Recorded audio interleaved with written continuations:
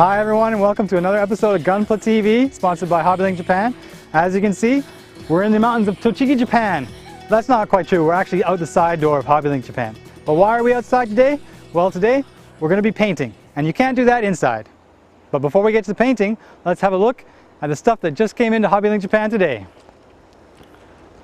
First off, the new HG Twin Ball set. Twin ball, that's right, you get two balls in this box. You get two of them, as well as stands for both. Excellent. And the one I was most excited about when I saw it today, the Delta Plus. I'm going to be taking this home today and building it myself. So maybe you'll see some pictures of it sometime soon. And before we start painting, we're going to have to do the setup. And we're going to show you that step next. Alright, so we're back inside the HobbyLink workshop here. And before we start painting anything, we have to make sure everything is set up properly so that we don't waste time once we get those paints out and start throwing them around. So generally, setup for me is very easy. I only use a few things. First thing I'm going to use is a clip. I can use this kind of paper clip, or you can use a alligator clip. We actually sell the alligator clips, and they're probably much more easier to use than these ones, but I've been using these for so long. I use a barbecue skewer to attach the clip like this, and then you would stick this in a piece of styrofoam like that, and after you spray, your piece will just stay there until it's dry. Alright, so we're setting up the piece in preparation for painting. So what I tend to do is look inside where the piece will connect to the frame. You'll have a lot of things sticking out here. You want to try and clip on one of those. Well, if you don't have one of those, you're going to have to use some blue tack or some tape. Then what I do is take my barbecue skewer and I'll just slide it in here like this until it's secure. And now this piece is not coming off. It will stay on. And once I have it like this, after you paint it, you're not supposed to touch it, so you're just going to put it in the styrofoam. Now, while we're talking about setup and we're talking about painting, some people have asked me, what I did to get the result with the Yellowbird. And many people know already that the Sinanju is originally it's a red color. So how would you paint yellow onto a red? Well, we're going to show you that outside. Okay, so we've done the setup and we're ready to start painting. Some people had questions about undercoating and things like that, so we're going to talk a bit about priming. Now, when it comes to priming, when it comes to Gunpla, there are two ways to go about it, but it mostly depends on what color you're going to be painting the piece. If you're going to be painting the piece a lighter color than it already is, then priming is a good idea. If you're going to be painting it a darker color, you might not have to go with priming. We also have two different types of primer to use. One is white and one is gray.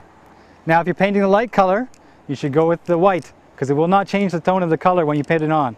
But if you're using a dark color and you want to use primer, the gray is fine, because the color of your paint probably will not change. So today, we're going to be painting red. And this is like the red on the Yellowbird that I made. And to paint it yellow, I'm going to need primer, so I'm going to use the white primer. Alright, so here I am with my white primer. I'm getting near the bottom of the can. I hope I got enough for this. Generally, you want to hold it about 30 centimeters away, about a foot away. Sometimes I move closer depending on the wind. And when you spray it, don't just push down on the button and have it and cover everything. You want to go more laterally across the piece here. So are you ready? Here I go. Turn the piece around. Try to cover it as much as you can. You can always come back to it and add more primer later if you want. Alright, so I have two pieces here, and this is the piece that I just primed. This one I'm going to be doing the light color on. I'm going to be painting yellow. And for contrast's sake, to show you, this is going to be unprimed, and I'm going to paint it a dark color, and you can see how that goes on. So here we go. Okay, so it's the same like with the primer, and it's very important now with the paint, because if you're too close, you put too much on, gravity's going to make it run down the contours of the piece, and you're going to end up with little bubbles along the bottom, and then you have to sand and start all over again. So here we go. We'll adjust for the wind here, and go really quick and really fast across the surface. So like this, you can see it's taking hold there. Don't try to get everything nice the first time. You can come back to it later, but just move the piece, keep it going like this. You can see it's starting to stick on there. I'll come back and do 2 or 3 more coats of this because I want it to be a nice rich yellow. Alright, so I'm using my blue paint this time. This time it's not going to be primer on. It's a darker color. I'm hoping it will stick on. So here we go. Remember, really quick.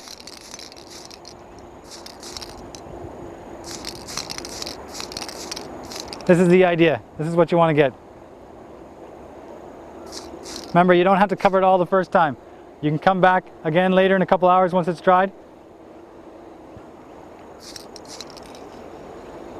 And there you go. Okay, once you're satisfied with the painting on your piece and it's dry and you're ready to put on the decals, the next step is top coat. And when you're top coating in preparation for decals or panel lining, you should always use a gloss. The reason is the gloss, while it is shinier and smoother, it will help prevent the silvering effect that happens on your decals. If you use a flat, the silver effect is going to be a lot more common and almost guaranteed. So we're leaving the flat at home, and I have my gloss spray can right here. Alright, so the same rule of thumb generally applies. You want to be 30 centimeters away, but for me, I like my kits really shiny when I'm putting the decals on, so I'll actually move it a little bit closer, and I can put it on quite a bit more, and then I'll leave it. See, nice and shiny. This is ready. Once it's dry, you should wait about 24 hours for it to dry. Once it's dry, you can start putting your decals on. So this concludes our episode of Gunpla TV, our special painting episode using spray cans. If you've got any tips for me, think that there's something I missed, please leave a comment and let us know. And if you try it out for yourself, please send us pictures of the result. We'd like to see your kits.